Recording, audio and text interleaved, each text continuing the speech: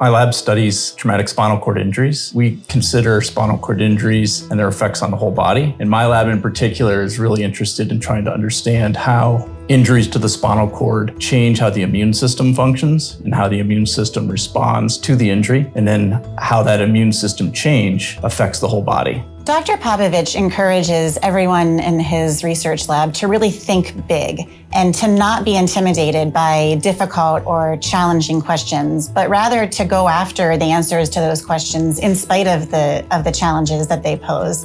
And I think this has really changed and shaped the way that I approach many aspects of my life beyond just the work that I do in the research lab.